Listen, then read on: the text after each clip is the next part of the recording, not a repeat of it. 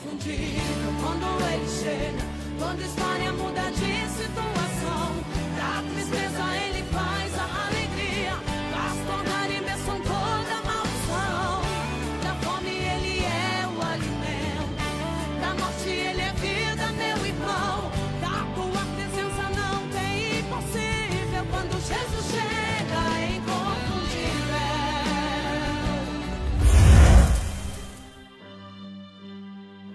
Deus seja louvado. Queridos, eu quero cumprimentar a todos nesta manhã missionária com a graça e a paz do Senhor Jesus, amém. Meus irmãos, eu cumprimento a igreja com a graça e a paz do Senhor Jesus.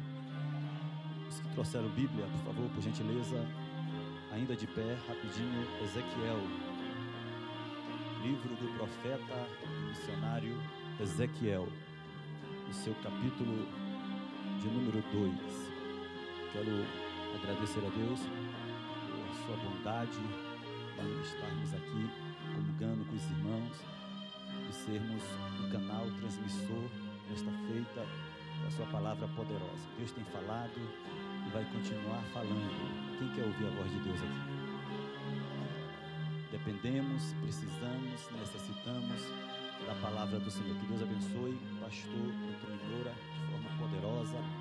Também nos fez o convite de estarmos aqui juntamente com a sua mãe. Que Deus lhe abençoe. Nós estamos ali hospedados, uma bênção, né? Uma equipe, pastor Regis, pastor Sérgio e outros também. É uma bênção, irmãos. Deus tem feito proezas, Deus tem feito coisas gloriosas, tá bom? Eu quero, nesse momento também, mandar um alô aos internautas, nossa igreja, a Igreja Apostólica do Avivamento Pentecostal também em Brasília. Deus possa abençoar minha esposa, que está remando comigo ali do meu lado. Não pude estar, mas é uma mulher que tem desbravado também a obra comigo, está lá segurando, né, enquanto nós estamos aqui. Vamos ficar aqui até o dia 19, até o encerramento deste congresso, e depois vamos ficar por aí também cumprindo algumas agendas, mas vamos para o que Deus tem para nós nesta manhã, amém? Ezequiel capítulo 2, quem achou, diga amém. Ezequiel no seu capítulo de número 2, Deus seja louvado. Irmãos, eu estou aqui alimentado, vitaminado, nutrido pelas palavras que já tem passado aqui os profetas, e é Deus bradando, é Deus falando. Oh Jeová, tu és tremendo, amém? Ezequiel capítulo 2, no seu versículo de número 1, diz assim: Deus abençoe pastor Cássio Forte, viu? Profeta mesmo, glória a Deus. Esta voz me disse: filho do homem, põe-te em pé e falarei contigo.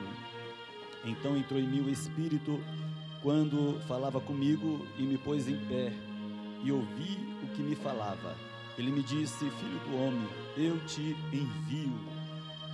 Filho do homem, eu te envio. Então não era só profeta, era missionário. Missionário é aquele que é enviado aos filhos de Israel, as nações rebeldes que se insurgiram contra mim. Eles e seus pais prevaricaram contra mim até precisamente ao dia de hoje. Amém.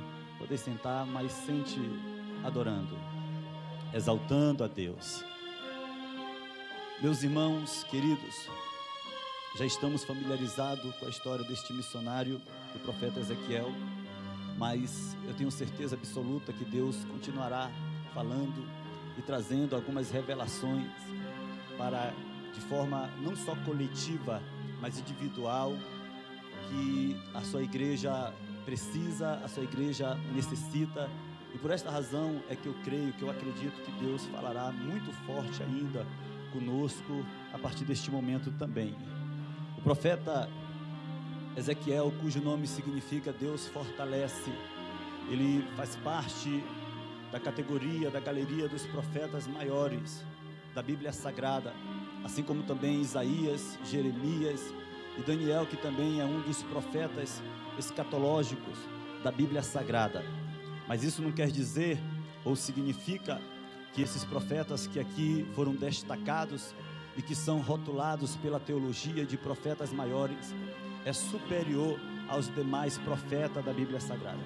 Na verdade, o que é levado em consideração aqui é a quantidade e também o volume de profecias, a durabilidade também do ministério de cada um. No caso do profeta Ezequiel, ele começou a profetizar no ano 593 antes de Cristo, lá no cativeiro babilônico, e a durabilidade do seu ministério foi de aproximadamente 23 anos. O profeta Ezequiel, ele profetizou vivendo uma vida sempre cheia e saturada do Espírito Santo de Deus. Ele vinha de uma família de sacerdotes. Seu avô era sacerdote, seu pai também foi sacerdote, e pelo andar da carruagem e também pela cultura e tradição que sempre teve bastante influência sobre o povo judeu, acreditamos que Ezequiel também seria um sacerdote. Falando de cultura e também falando de tradição, é do conhecimento, acredito aqui, de quase todos, que os judeus eles têm o costume de levar as suas crianças a partir da idade de 5 anos para as escolas rabínicas, para serem doutrinadas, ensinadas acerca da Torá e também dos mandamentos, que eram para mais de 600, para ser mais preciso, 613 mandamentos. No caso da criança judia, mas de chamada sacerdotal, este doutrinamento, este ensinamento, ele era mais rigoroso. A criança, ela tinha que memorizar todo o mandamento da idade de 5 anos até a idade de 12 anos. Por quê, pastor Leonardo? Porque era inadmissível para a nação de Israel e para o colégio sacerdotal um sacerdote leigo, um sacerdote que não tivesse conhecimento e intimidade com a lei do Deus de Israel. O sacerdote, ele tinha que conhecer a lei. O sacerdote, ele tinha que ter intimidade com a lei. O sacerdote, ele tinha que ter um preparo para pregar, explicar, apregoar a lei do Senhor. O sacerdote, ele tinha que estar apto para responder e falar também da lei, independentemente do questionamento que fosse feito a ele dentro da lei do Senhor, dentro da Torá. O sacerdote também, ele tinha que estar preparado para fazer acontecer a parte litúrgica do culto, que acontecia lá no templo central em Jerusalém, dentro das leis sacerdotais. O sacerdote, ele tinha que estar apto, porque essa também fazia parte de sua missão, de interceder pelo povo, pedindo a bênção de Deus, a proteção de Deus, a misericórdia de Deus, a graça de Deus, o favor de Deus, a prosperidade de Deus pelo povo. O sacerdote, ele tinha que estar apto até mesmo para realizar casamentos, se assim ele fosse chamado, dependendo do seu currículo espiritual, sendo positivo, dependendo do seu currículo ministerial, sacerdotal, dependendo também da sua dedicação, do seu zelo, do seu compromisso, do seu amor, do seu comportamento como sacerdote, dependendo também do seu caráter, da sua conduta, aleluia, da sua índole. Havia a possibilidade deste sacerdote subir de cargo para o cargo mais alto que havia no estado de Israel, eclesiasticamente falando, no âmbito espiritual e religioso, que era o de sumo sacerdote. Um sumo sacerdote era uma autoridade, aleluias, que tinha muita influência em seu estado, em tudo que ele também fosse fazer. Um sumo sacerdote, ele tinha grande autoridade, não somente religiosa, como também espiritual. O sumo sacerdote, ele tinha grande influência, até mesmo na área política. Segundo Flávio Joséfo, ele vai afirmar dizendo que ao todo existiu 83 sumos sacerdotes, começando de Arão, indo até o último, que foi Fanias, que foi aquele que foi consagrado e que foi o último também nos anos 70 depois de Cristo, ali na destruição de Jerusalém. Pastor Leonardo, o que é um sumo sacerdote? Eu já sei que é uma autoridade. Para você não perder o fio da meada e acompanhar comigo o meu raciocínio, um sumo sacerdote, aleluia, para você compreender de uma forma mais fácil, era como se fosse um tipo de pastor, de pastores. Pronto, para você entender, era como se fosse um tipo de pastor presidente. Assim Como existem coisas que só o pastor presidente tem autoridade para fazer, autonomia para fazer, havia coisas que só o sumo sacerdote tinha autoridade, autorização divina para fazer e para realizar. Somente o sumo sacerdote, por exemplo, no dia da sua consagração, ele recebia uma porção abundante de óleo sobre a sua cabeça, diferente dos sacerdotes, diferente dos subsacerdotes, que eram os seus coadjuvantes do sumo sacerdote, que era um tipo de chefe de sacerdotes. O sumo sacerdote, no dia da sua consagração, ele recebia uma porção gigantesca de óleo sobre a sua cabeça, que a sua roupa ficava impregnada, encharcada de tanto azeite, de tanto óleo que era derramado sobre a sua cabeça. Você se lembra do Salmos de número 133, que o óleo bateu na cabeça e veio para a barba de Arão, e veio para as vestes, e as suas vestes ficou ensopada. Pastor Leonardo, o que isso significa? Fala exatamente, aleluia, da consagração, do dia que Arão foi consagrado, e consequentemente acontecia também este ritual nos outros sumos sacerdotes que foram levantados na história de Israel. Escuta, existe também uma outra diferenciação no sumo sacerdote. E o que é, pastor Leonardo? Somente o sumo sacerdote, ele tinha liberdade de consultar a Deus através do Urim e do Tumim, que ficava no seu peitoral, no peito direito e no peito esquerdo, que era uma forma especial de saber qual era a vontade de Deus. Somente ele, se tivesse todo o colégio com vários sacerdotes, dezenas e dezenas de sacerdotes, quando o sumo sacerdote chegava, ele tinha autoridade de consultar a Deus e de buscar a sua vontade. Somente também o sumo sacerdote, ele tinha liberdade de entrar no lugar mais santo, que era o lugar santíssimo, que ficava no santuário, no tabernáculo. Os irmãos são sabedores, aqueles que gostam de escola bíblica dominical não terá dificuldade de compreender isso. Vocês são conhecedores que o tabernáculo, o santuário, ele era dividido em 3 etapas: o átrio, o lugar santo e o santo dos santos. Eu quero que você repita comigo, por gentileza, todos de forma uníssona. Diga comigo: átrio. Mais forte, diga átrio. Diga lugar santo e santo dos santos. Agora diga assim: santo dos santos, átrio, e diga lugar santo.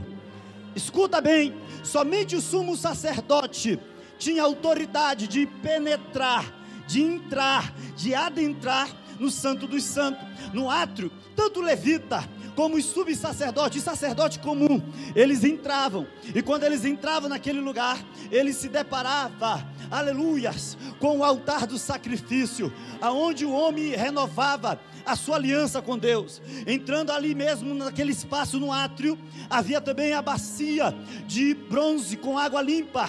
Todos tinham que lavar suas mãos e os seus pés antes de ministrar perante o Senhor. Após sair daquele lugar, saindo daquele espaço do átrio, você entraria no lugar santo. Entrando de frente para o santuário, do seu lado esquerdo estaria o candelabro, que era uma espécie de lamparina da época, feita de ouro puro. E do lado direito, o lado oposto, havia uma mesa também, aleluia, feita com material de acácia, madeira de acácia, e coberta de ouro. E em cima desta mesa havia 12 pães. Cada pão representava uma tribo de Israel, que por sinal também eram 12, conhecido como os pães da proposição. Mais adiante, naquele ambiente, naquele espaço, ainda no lugar santo, tinha o altar, aleluia, do incenso, bem próximo da cortina do véu. E depois daquele lugar, tinha o lugar mais santo, mais sagrado, e lá dentro tinha a arca da aliança. Dentro da arca tinha a tábua dos 10 mandamentos, tinha a vara de Arão que tinha florescido, e tinha também o maná, que foi providência de Deus no deserto para o seu povo, para matar a sua fome. E pastor Leonardo, quem entrava lá? Somente o sumo sacerdote. Isso de ano em ano, no dia da expiação. Se qualquer sacerdote, aleluia, o sacerdote comum, se qualquer levita chegasse e batesse no peito, eu vou entrar, porque eu sou fulano de tal sacerdote, eu tenho autorização. Ele era fulminado, ele morria na hora, ele era morto na hora, porque não era de qualquer maneira, não era de qualquer forma, para entrar, aleluia, no lugar mais santo. Só quem entrava lá era o sumo sacerdote. Entrando lá, ele contemplava a glória de Deus. Entrando lá, ele via e enxergava a glória de Deus. Entrando lá, ele era envolvido pela fumaça, pela Shekinah, pela graça de Deus. Entrando lá, ele ficava maravilhado, admirando e adorando a presença daquele que enche os céus e que está enchendo esse santuário aqui nesta manhã também. Entrando lá, ele adorava o eterno, que é digno de toda glória, de toda adoração e de todo louvor. O sumo sacerdote, só ele tinha a permissão divina de entrar naquele lugar.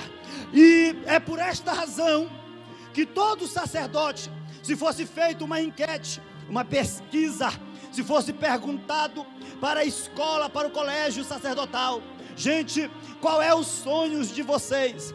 Qual é o maior sonho de vocês? Todos de forma uníssona, eu não tenho sombra de dúvida em afirmar isso, diria, aleluia, com muita fé no peito: o meu sonho é de um dia ser sumo sacerdote. Porque o sumo sacerdote, ele não entra só no átrio. O sumo sacerdote, ele não entra só no lugar santo. O sumo sacerdote, ele entra no santo dos santos para contemplar a beleza da santidade daquele que é, daquele que pode, daquele que faz, daquele que é soberano. Todo sacerdote sonhava isso, eu não tenho dúvida. Mas para ser um sumo sacerdote, havia uma exigência. E qual é, pastor Leonardo? Para ser um sumo sacerdote, a pessoa, o sacerdote comum, ele tinha que ser um sacerdote aprovado. E para ser um sumo sacerdote aprovado, vinha as exigências sacerdotais. Primeiro, ele tinha que fazer parte da tribo de Levi. Isso mesmo, ele tinha que ter genética, sangue, DNA de sacerdote. Para ele ser um sacerdote aprovado, ele tinha também que estudar 8 horas por dia, em 6 dias da semana, durante 8 anos. Era uma espécie de faculdade. Para ele ser um sacerdote aprovado, ele tinha também que ter o seu estado físico perfeito. Para ele ser um sacerdote, ele não podia ser cego, surdo, mudo, paralítico, ele não podia ter mancha na pele, ele não podia ter nenhum defeito, nenhuma deficiência física, ele não podia ter osso quebrado, ossos fraturados. Caso contrário, não serviria para o ofício sacerdotal. Para ser um sacerdote aprovado, senhores e senhoras, eu não sei se você vai gostar, mas eu terei que falar isso: ele tinha que ser esposo de uma só mulher, de uma só esposa, em uma época onde a poligamia estava no apogeu, em seu auge. Isso era difícil, irmãos, mas se ele quisesse ser, aleluia, um sacerdote aprovado, tinha que cumprir essas exigências. Tendo tudo isso e outras coisas a mais, ele tinha também que ter a idade de 30 anos, que era o costume do óleo ser derramado sobre a cabeça e ser levantados como sacerdote, segundo Números, como a Bíblia mesmo nos afirma, no seu capítulo 4, do seu versículo de número 3. Agora escuta, olha para o nosso homem, olha para Ezequiel, olha para o missionário Ezequiel. Ezequiel está apto, Ezequiel está preparado, Ezequiel, ele está pronto para ser um sacerdote. Ele tem o seu estado físico perfeito, ele não tem nenhuma deficiência física, é casado com uma só esposa, com uma só mulher. Ezequiel é levita, faz parte da tribo de Levi.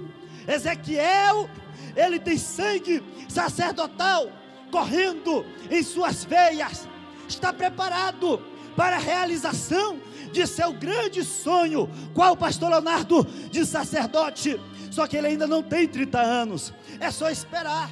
E digo, uma grande realização de sonhos, porque, aleluia, em uma linguagem e uma visão, dentro de uma conjectura, parece que eu vejo, e não vou pecar nisso, parece que eu vejo Ezequiel ainda, na sua idade, quem sabe de 10, 12 anos, olhando para o seu pai, depois que o seu pai chega, depois que ele chega de um culto pentecostal, de um congresso de avivamento como este, depois que ele chega de uma manhã missionária, cheio de Deus, de uma ministração poderosa, com uma roupa diferente, colorida, com um cheiro que está exalando da sua roupa, do incenso, chega em casa um pouco cansado, mas feliz porque está fazendo a obra de Deus, e o seu filho corre para ele, dá um abraço, e diz: papai, eu estava com saudade, da onde o senhor está vindo? Que roupa diferente é essa?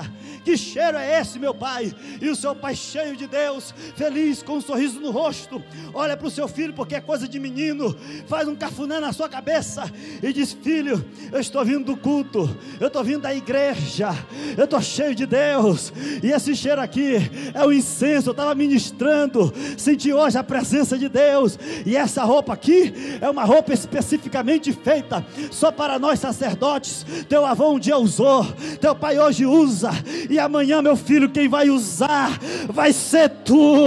Amanhã tu vai ser o sacerdote.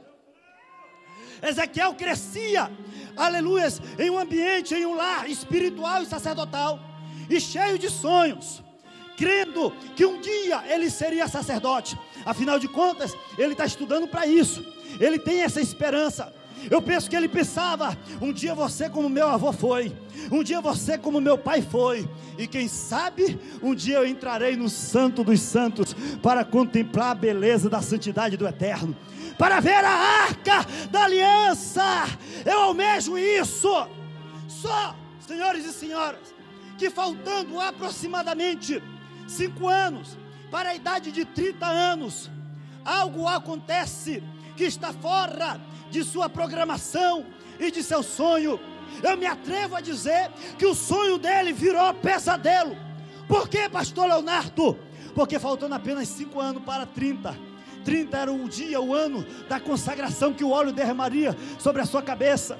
30 era o ano que ele receberia a unção sacerdotal, seria parabenizado, abraçado, beijado pelo seu pai, pela sua mãe, seus familiares e amigos. Com certeza alguém tiraria selfie, foto, falando em uma linguagem contextualizada para os nossos dias de hoje. Com certeza ele colocaria, aleluia, no status do seu zap: hoje foi um dia especial, o meu sonho foi realizado, o óleo foi derramado. Quem sabe, aleluia, ele colocaria em seu Instagram, mas isso não foi possível, porque faltando 5 anos, algo acontece, um pesadelo acontece. Nabucodonosor, um dos maiores imperadores do mundo antigo, de uma das maiores potências, a grande Babilônia, ele envia o seu braço direito, aleluia, o seu homem de confiança, Nebuzaradã, general do seu exército, e diz: vai e traz de lá os judeus para o exílio, para o cativeiro. Teve a primeira leva, teve a primeira deportação, que foi Daniel e seus amigos. Na segunda, Ezequiel é levada. Ninguém pergunta para Ezequiel se esse era o plano dele, ninguém pergunta para Ezequiel se essa era a vontade dele. Simplesmente, aleluia, os babilônicos chegaram como um leão que ataca, que se apodera de sua presa, se apoderaram de Jerusalém, pegaram pelo braço de Ezequiel, que nessa altura tinha cerca de 25 anos, e ninguém pergunta se era a vontade dele de ir para a Babilônia.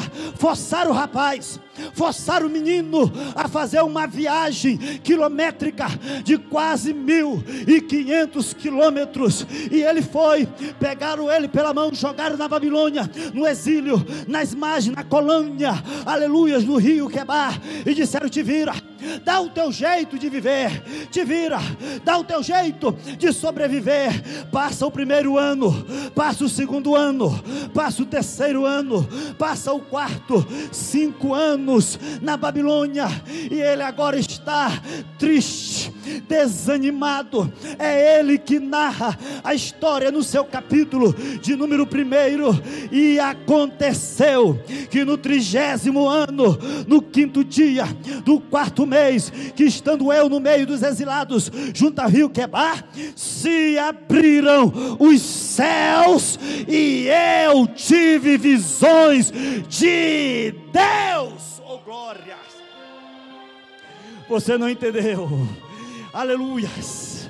Ele está dizendo: eu estou no exílio, eu estou no cativeiro, mas os céus se rasgaram, os céus se abriram. Alguém está entendendo? Olha só, alguém está compreendendo? Alguém está entendendo? Alguém está entendendo? Alguém, pastor Sérgio, alguém está entendendo? Alguém já está entendendo o que Deus está falando? Alamanda é como Nabiassuriandaraia. Aleluias! Agora ele tem 30 anos. Aleluias! O ano da sua consagração. Ele está na frente do rio Quebar. Nada tira do meu coração que ele está em profunda meditação, em reflexão, fazendo uma retrospectiva, pastor Cássio, de tudo que aconteceu na sua história. Ele está perguntando: por que eu não fui sacerdote? Por que o óleo não foi derramado na minha cabeça? Quem sabe ele, com muito temor, olhou para os céus e disse: Deus, por que o Senhor não esperou mais 5 anos? Eu seria consagrado, o óleo seria derramado na minha cabeça, porque tudo que Ezequiel queria, senhores e senhoras, era fazer a obra de Deus com sinceridade, vestir a camisa, ministrar perante o Senhor e ser um obreiro aprovado. Tudo que Ezequiel queria era realizar os seus sonhos dentro daquilo que estava como lei sacerdotal lá no livro de Levítico e também de Números. Só que isso não foi possível, e agora ele está sensível. Quem sabe as lágrimas sendo derramadas, descendo pelos seus olhos, seu coração está batendo forte, palpitando forte. Ele está confuso, ele está em crise internamente, que é a crise existencial, uma das piores que o ser humano pode passar. Ele não está entendendo nada. Há um ponto de interrogação, aleluia, gigantesco na sua cabeça. Por quê? Porque eu não entendo. Ele está lá desanimado, enquanto as águas do rio Quebar estão descendo. Está desanimado, cabisbaixo, entristecido, aleluia, desesperançado, desacreditado. Ele não crê mais em promessa, ele não crê mais em profecia, em milagre, ele não crê mais em nada disso. Só que a Bíblia diz que é nesse momento de sensibilidade, de reflexão, é nesse momento que os céus se descortina, que os céus se rasga, que o céu se abre, e ele tem visões de Deus. Oh, glória! Meu Deus! É nesse momento, no momento de maior angústia do profeta, Deus se revela para ele. Os céus se abrem. Pastor Leonardo, eu ainda não entendi. Tu vai entender agora. Eu ainda não compreendi. Tu vai compreender agora. Porque essa palavra que eu estou pregando, ela tem endereço para alguém aqui. Ela tem endereço. Eu não sei como é que você entrou aqui neste santuário. Eu não sei como é que você adentrou neste lugar. Eu não sei como é que você veio. Eu não sei como é que está o teu estado emocional. Eu não sei como é que está o teu psicológico. Eu não sei se você está abalado devido aos últimos acontecimentos. Tem pessoas que chegaram aqui, quem sabe pastores, missionários, cantores, que têm sonhos, que têm sonhado, e você até então não tem visto os sonhos se concretizar. Muitas coisas aconteceram. Você planejou, você projetou, você sonhou, você investiu, você se dedicou, você até perseverou, aleluias. Só que de repente o sonho virou pesadelo, e você está perguntando: Deus, por quê? que eu estou frustrado? Por que eu estou tão decepcionado? Me decepcionaram, eu estou ferido, eu estou ferida, eu estou magoado. Eu sonhei, eu acreditei, eu investi, mas me traíram, me empunhalaram pelas costas. Ó Deus, eu estou arrasado. E você chegou aqui, alabaçu que amante cai amantui, pensando: eu vou, mas não acredito mais em promessa. Eu vou, mas não acredito mais em milagre. Eu vou, mas não acredito mais em profecia, em profeta, em palavras proféticas. Só que Deus hoje está dizendo nesta manhã, nesse encerramento desta semana missionária: recaia, tocou, menébia, súbia. Tu vai contemplar os meus céus abertos. E céus abertos significa revelação de Deus, profeta. Céus abertos significa Deus gritando: eu estou chegando. E comigo, profeta, comigo, Ezequiel, eu estou levando a resposta. Eu vou tirar a confusão, eu vou acabar com esse sofrimento, eu vou acabar com essa dor, eu vou acabar com essa crise, eu vou acabar com tudo essa mágoa. Eu vou, profeta. Céus abertos significa Deus dizendo: eu estou chegando, eu vou terminar com essa crise, eu vou te mostrar que os meus planos, os meus projetos, os meus sonhos não são maiores, eles são maiores, eles são maiores, são maiores do que o teu, são maiores do que... Alguém acredita? Alguém acredita? Alguém acredita? Alguém crê nisso aí? Alguém crê? São maiores. Olha aí, olha aí, olha aí, ó. Tem gente que acredita, tem gente que está acreditando, tem gente que está pegando, tem gente que está recebendo. Pastor Antônio Moura, aleluia, os sonhos de Deus são maiores do que os meus e os teus. Os planos de Deus são maiores, são maiores, são maiores, são maiores, são maiores, são maiores, são maiores, são maiores. Caia, súbia, e carabia canto quia, e manto rimanarraçui. Meu Deus, escuta, para encerrar, de carabassuri andarai.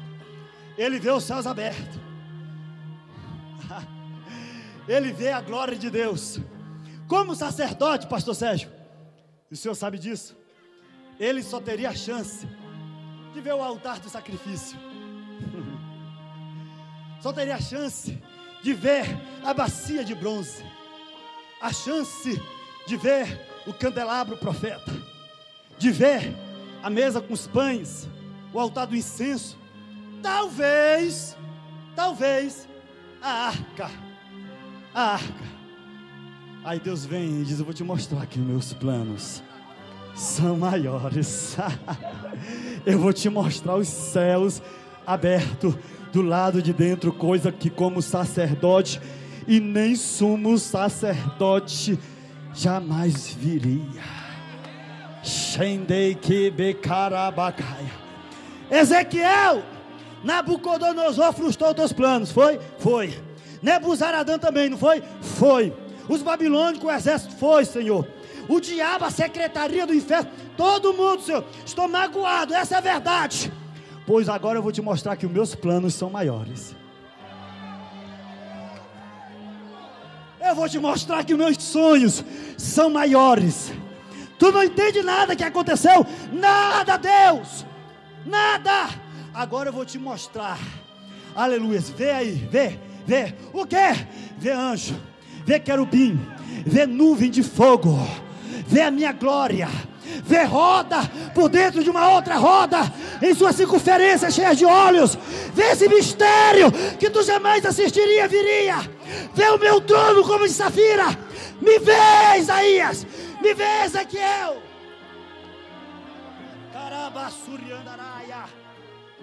Levanto como a narasúbia. Eu quero que você se coloque de pé. Se coloca de pé. Tem gente que chegou aqui. Depois disso aqui precisa profetizar, gente? Pelo amor de Deus.